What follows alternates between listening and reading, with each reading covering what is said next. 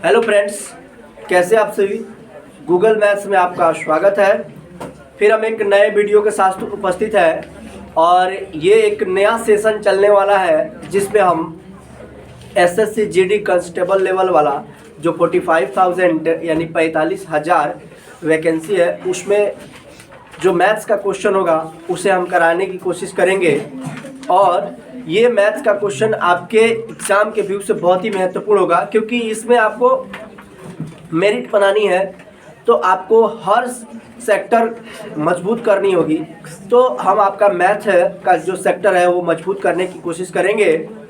तो आइए देखते हैं कि क्या है क्वेश्चन। अगर वीडियो समझ में आएगा तो चैनल को सब्सक्राइब करिएगा और वीडियो को शेयर करिएगा ताकि और भी लोग देख सकें। आज हम पढ़ाएंगे इसमें द प्लेटफॉर्म बुक का रुक्मिणी प्रकाशन का जो प्लेटफॉर्म का सेट आता है उसका जो वॉल्यूम 1 है उसका क्वेश्चन 1 से पढ़ाऊंगा, यानी सेट नंबर 1 में जो 45 से मैथ का क्वेश्चन 41 से मैथ का क्वेश्चन है उसी को कराने की कोशिश करूंगा। तो आइए देखते हैं क्या लिखा हुआ है। क्वेश्चन कह रहा है कि 10 वस्तुओं का सीपी मतलब क्रय मूल्य, 10 वस्तुओं का क्रय मूल्य यानी क्रय मूल्य को सीपी कहते हैं, 7 वस्तुओं के विक्रय मूल्य के बराबर है। 7 वस्तुओं के विक्रय मूल्य यानी कि एसपी इसको बोलते हैं। विक्रय मूल्य को क्या बोलते हैं? एसपी। ध्यान से देखिएगा, ये सीपी है तो सीपी का वैल्यू हम 7 लेंगे क्योंकि इसके सामने है, और एसपी का वैल्यू हम लोग कितना लेंगे? 10। अब इन दोनों के बीच डिफरेंस है, कितने का है? 3 का। तो ये 3 प्रॉफिट हो रहा है, ठीक है। अब इसे प्रतिशत में निकालेंगे तो P प्रतिशत बराबर होता है P बटा सीपी और गुणा में 100, ठीक है। तो P के जगह पर कितना रखेंगे? 3 और सीपी के जगह पर कितना रखेंगे? 7 और गुणा में रखेंगे 100, ठीक है। अब इसको जब गुणा कराएंगे तो 300/7। अब ये क्या है ना कि ये प्रतिशत में आ रहा है। अब इसको हम लोग कुछ नहीं करना है, डिवाइड कर देना है तो 42.6/7% का जो होगा वो प्रॉफिट होगा यानी कि लाभ होगा। क्या होगा? लाभ। पी होगा यानी कि लाभ। P4 होता है प्रॉफिट, प्रॉफिट मतलब होता है लाभ। और ये ऑप्शन में देखिए, ऑप्शन में कहाँ है? तो ये ऑप्शन नंबर बी में है। ये रहा हमारा आंसर। आइए अगला क्वेश्चन देखते हैं। 42 नंबर कह रहा है कि 2 साइकिलों में से प्रत्येक को 3990 रुपये में बेची गई, यानी कि 2 साइकिल है और दोनों को कितना में बेचा जा रहा है? 3990, ठीक है। जिसमें एक पर 5% का लाभ हो रहा है, एक पर 5% का लाभ हो रहा है और दूसरे पर 5% की हानि हो रही है, ठीक है। एक पर 5% का लाभ, दूसरे पर 5% की हानि और सेम विक्रय मूल्य है, ठीक है। तो इसके लिए हम क्या करेंगे कि ऐसे एक और कर लेंगे एक बार, ठीक है। यानी कि जैसे लिखा हुआ है x plus y plus x गुणे वाई बटा 100 होता है फॉर्मूला। अगर प्लस रहे मतलब लाभ हो तो प्लस के साथ लिखेंगे, अगर हानि हो तो माइनस के साथ लिखेंगे, ठीक है। तो वही काम हम किए हैं।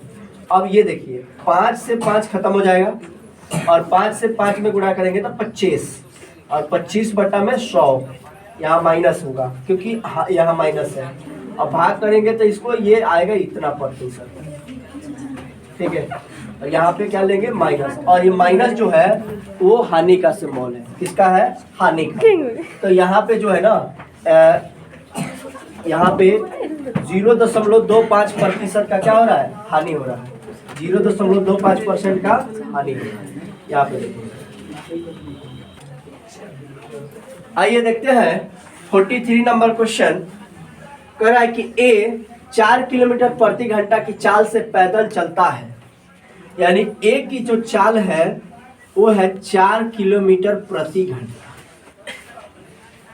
उसके 4 घंटे बाद B साइकिल द्वारा 10 किलोमीटर, यानी B की चाल कितना है? 10 किलोमीटर प्रति घंटा, और ये 4 घंटा पहले चल चुका है।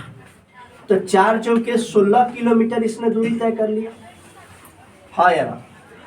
जब ये 16 किलोमीटर दूरी तय कर चुका है तब ये चलना प्रारंभ कर रहा है। ठीक है, तो कह रहा है उसके पीछे चलता है तो प्रारंभिक स्थान से कितनी दूरी पर बी ए को पकड़ लेगा। अब ध्यान दीजिएगा, 16 किलोमीटर चल गया है, अगर ये 1 घंटा और चलेगा तो ये 4 किलोमीटर चलेगा, यानी 20 होगा। तो है 1 घंटा चलेगा तो इसका 10 किलोमीटर होगा। फिर अगर ये 1 घंटा चलेगा तो 4 और जोड़ेंगे 24 होगा। फिर इसका 1 घंटा का 10 किलोमीटर होगा तो इसका 20 होगा। अभी भी ये ज्यादा है ना। अब ध्यान दीजिए, अगर फिर ये चलता है, मान लीजिए आधा घंटा चलता है, 30 मिनट मैं बोल रहा हूँ, तो 2 किलोमीटर इसमें जोड़ जाएगा, क्योंकि आधा घंटा 1 घंटा में 4 किलोमीटर जाता है तो आधा घंटा में 2 किलोमीटर, तो जोड़ेंगे तो ये 26 किलोमीटर हो गया। अगर ये भी आधा घंटा चलेगा तो ये 25 किलोमीटर हो रहा है। ठीक है, अभी भी इन लोगों में 1 किलोमीटर का अंतर है, दिख रहा है ना। तो ध्यान से देखिए कि ये ऑप्शन तो 26 से बहुत नीचे है, ये ऑप्शन भी 26 से बहुत नीचे है, ये ऑप्शन भी 26 से बहुत नीचे है। इसका मतलब है कि हमारा ये आंसर जो है ये करेक्ट है। ये देख लीजिए।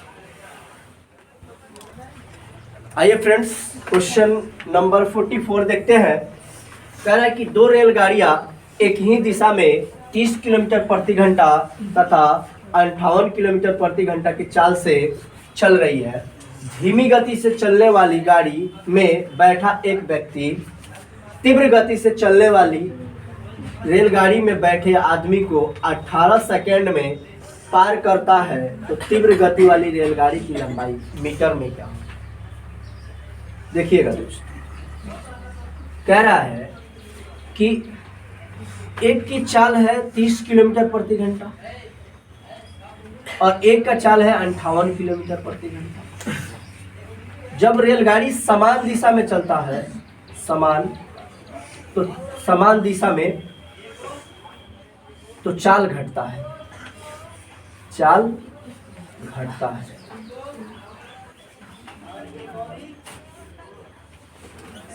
चाल घटता है। अब विपरीत दिशा में अगर चलेगा, विपरीत, तो चाल जुटेगा। तो यहाँ घटाना है, ठीक है। तो जब हम लोग घटाएंगे तो पहले ये देखिए, एक सूत्र होता है D बराबर S इंटू T गुणे 5/8। ठीक है, D हमको निकालना है। स्पीड, दोनों का अंतर क्या है, दोनों रेलगाड़ी का अंतर, यानी 58 किलोमीटर प्रति घंटा में से 30 किलोमीटर प्रति घंटा। टाइम कितना दिया हुआ है, देखिए 18 सेकेंड। टी कितना दिया है, 18 सेकेंड। तो 18 लिख देंगे और 5/18 कर देंगे। ठीक है, ये 18 से 18 कट जाएगा। और यहाँ पे देखिए, ये दोनों को जब हम घटाएंगे तो ये बन जाएगा 28 और गुणा में 5 गुणा कर देंगे। 8 × 5 = 40, 5 × 10 और 4 = 14। 140 मीटर का जो वो रेलगाड़ी होगा 140। ये रहा आपका आंसर। आइए देखते हैं 45 नंबर क्वेश्चन। कह रहा है कि 32 लीटर अल्कोहल के बिलियन में, 32 लीटर बिलियन है और इसमें 12% जल था। 12% अगर इसका हम निकालते हैं तो जल की मात्रा निकल जाएगी। ठीक है, अब क्या है देखिए, 4 या 12 ऐसे गुना कर लेते हैं। 12 दूनी 24, 12 या 36 और 2 38 और बटा में 100 कर दिया, यानी कि 3.84 लीटर क्या था, जल था। अब 3.8 की 32 लीटर में से 3.84 घटा देंगे। ठीक है, जब घटाएंगे तो ये आ जाएगा 28.16 लीटर। ये इतना उसमें क्या था, अल्कोहल था। कह रहा है कि 26 लीटर अल्कोहल उड़ जाता है। 26 लीटर अल्कोहल उड़ जाता है, तो इसमें से 26 लीटर हम लेस करेंगे, तो 2.16 लीटर अल्कोहल बचेगा। ठीक है, 2.16 लीटर अल्कोहल बच जाता है। तो शेष विलयन में जल का प्रतिशत क्या है? ठीक है, अब ध्यान दीजिए, जल तो उतना ही है, तो ये दोनों को जोड़ लेंगे, ये दोनों को जोड़ेंगे तो ये 5 लीटर बन जाएगा। कितना बन जाएगा? सॉरी, 3 2 5 1 6 लीटर बन जाएगा, 6 बन जाएगा। और उसमें जल का प्रतिशत पूछ रहा है, किसका प्रतिशत पूछ रहा है? जल का। तो जल तो इतना ही था, और गुणा में क्या कर लेंगे? 100, 2 जीरो है, 2.2 अंक है तो 2 जीरो आएगा, 2 जीरो से 2 जीरो कटेंगे। अब इसको काटेंगे तो 6 6 36 और 6 चौका 24, यानी कि 64% ये आ रहा है। ठीक है, तो ये हमारा आंसर है। ठीक है, आइए फ्रेंड्स 46 नंबर क्वेश्चन देखते हैं। करण नवीन का 8 महीने का औसत मासिक खर्च, 8 माह का औसत खर्च जो है वो 210 रुपया है। तो 8 गुने 210 करेंगे तो ये हो जाएगा 1680 रुपया, यानी 8 महीने का कुल खर्चा है 1680 रुपया। तथा अगले 4 महीने का, यानी अगले 4 महीना जो बच गया है उसमें ये कितना के हिसाब से खर्चा कर रहा है? 250 के हिसाब से। तो इसको जब गुणा करेंगे तो ये बनेगा 1000, यानी ये खर्चा। इसको जोड़ेंगे तो 2680 रुपया है। अब कह रहा है कि यदि उसने उस वर्ष 1500 रुपया की बचत की है, यानी पूरे साल में 1500 रुपया की बचत की है, पूरा साल था यानी कि 12 महीना था, उसमें 2680 रुपया खर्च किया है और 1500 रुपया बचाया है। फिर ये दोनों को जोड़ेंगे, 2680 और 1500 रुपया, 0 8 11 और ये 4, यानी 4180 रुपया आया। तो कह रहा है कि उसका औसत मासिक आय क्या है, यानी कि औसत मासिक आय क्या है? तो बस 4100 जो 80 हमारा आया है इसमें हमें 12 से भाग कर देना है।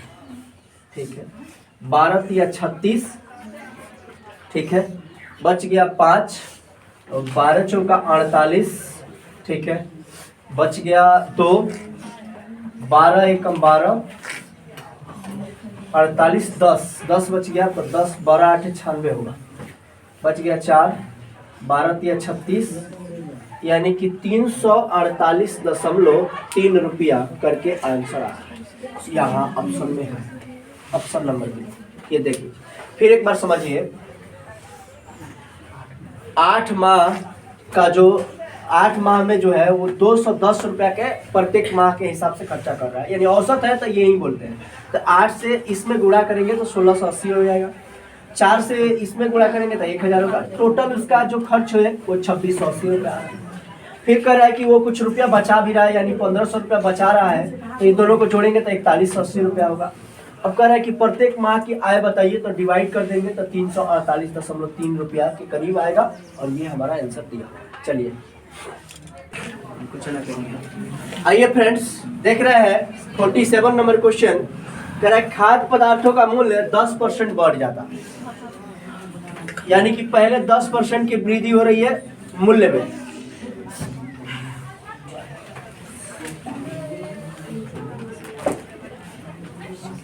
तथा अन्य उपभोग की वस्तुओं का मूल्य भी 15% बढ़ रहा है।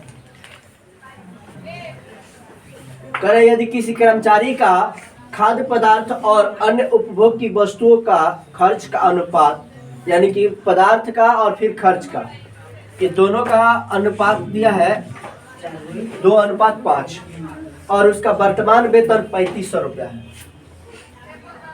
3500 रुपया। इसमें x लगा दीजिए और क्या कर दीजिए, दोनों को जोड़ करके भाग कर दीजिए, तो 5 2 7। अब 7 से इसमें भाग करिए तो कितना 100 आ जाएगा? 500, 7 5 35, 500। इसका मतलब है कि इसका वैल्यू हो गया 1000 और इसका वैल्यू हो गया 200, मतलब 2500, यानी 2500 रुपया। अब देखिए, अब कह रहा है कि इसमें 10% का इंक्रीजिंग हुआ है। कितने का इंक्रीजिंग हुआ है? 10%। इसका मतलब है कि ये बढ़ा हुआ है 100 रुपया, और इसमें इंक्रीजिंग हुआ है 15% का, 15 पचहत्तर 75, 15 दूनी 30 और 7 37, ये बढ़ गया है 375 रुपया। अब दोनों को जोड़ देंगे तो ये 475 रुपया आएगा। ठीक है, तो कह रहा है कि उसको अपने वेतन में कितने की वृद्धि करनी चाहिए ताकि वो पहले के ही अवसर पर अपना उपभोग की वस्तुएं खरीद सके। तो 475 रुपया इसके खर्च में इंक्रीजिंग हो रहा है, तो हम उसके वेतन को भी 450 रुपया बढ़ा देंगे, 75 रुपया बढ़ा देंगे। यानी कि ये 3500 रुपया था तो 475 रुपया और बढ़ा देंगे, 3975 रुपया हो जाएगा। लेकिन खाली इतना पूछा कि कितना का वृद्धि कर दे, तो वृद्धि कितना कर देंगे, 475 रुपया। चलिए आइए फ्रेंड्स 48 नंबर क्वेश्चन देखते हैं। कह रहा है कि एक शंकु के आधार की त्रिज्या तथा उसकी ऊंचाई क्रमशः 3 सेंटीमीटर तथा 5 सेंटीमीटर। सबसे पहले एक शंकु बना देंगे।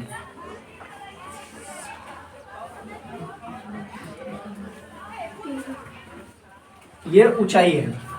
कह रहा है कि शंकु की त्रिज्या और ऊंचाई, त्रिज्या यहाँ हमारा 3 हो गया, यानी कि आर हमारा कितना हो गया 3, और ऊंचाई हमारा कितना हो गया, वो हो गया 5, यहाँ 5 है, ऊंचाई हमारा 5 है। जबकि एक बेलन, अब एक बेलन बना देंगे।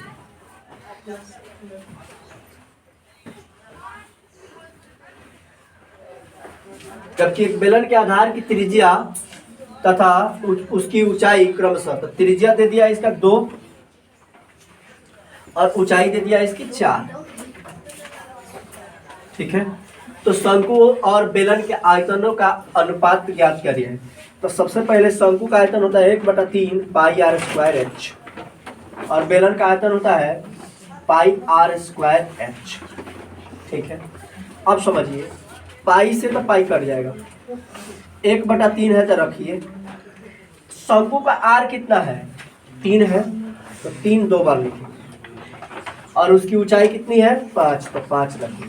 अनुपात इसका बेलन का आर कितना है 2 × 2 और एच कितना है 4।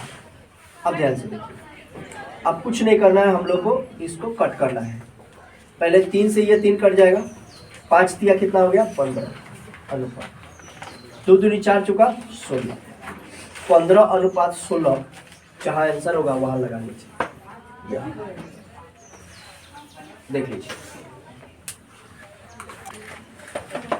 देखते हैं 49 नंबर क्वेश्चन। कह रहा है एक पुरुष और एक महिला एक कार्य को क्रमशः 8 दिन और 12 दिन में पूरा कर सकते हैं। एक मैन है और एक वोमैन है, एक 8 दिन में खत्म कर सकता है और एक 12 दिन में। अगर दोनों का हम एलसीएम लेते हैं तो 24 है। 8 दिन का 24 और 12 दूनी 24, यानी कि पुरुष का काम करने का एफिशिएंसी है 3 और महिला के कार्य करने का एफिशिएंसी है 2।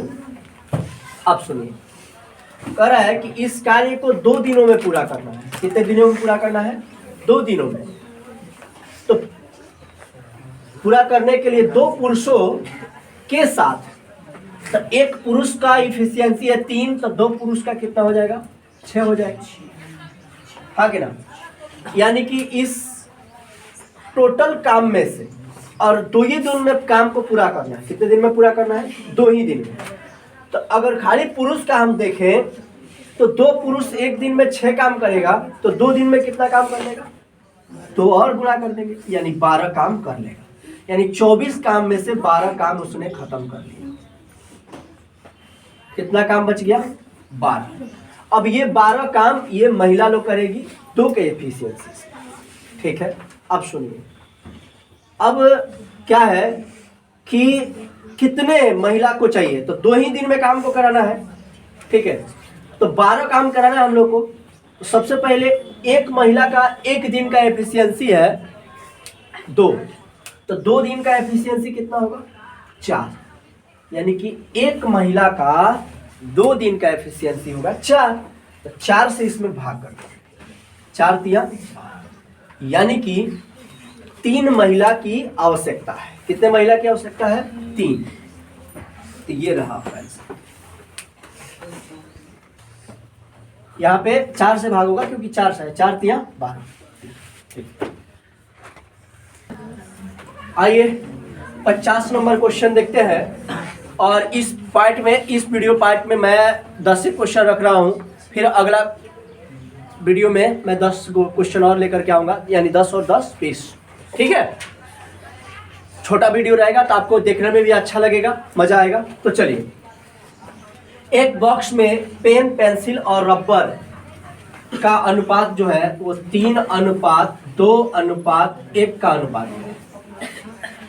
कह रहा है कि यदि प्रत्येक पेन, पेंसिल और रबर के मूल्य क्रमशः 3, 2 और 2 है, तो इसमें 3 से गुणा करिए, इसमें 2 से गुणा करिए और इसमें भी 2 से गुणा करिए।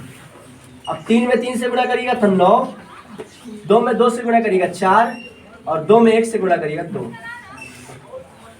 ठीक है, आगे बढ़ते हैं। और पूरे डिब्बे पर कुल खर्च 720 रुपया है। अब कुछ नहीं करना है, इन सबको जोड़ना है। 9 4 13 2 15।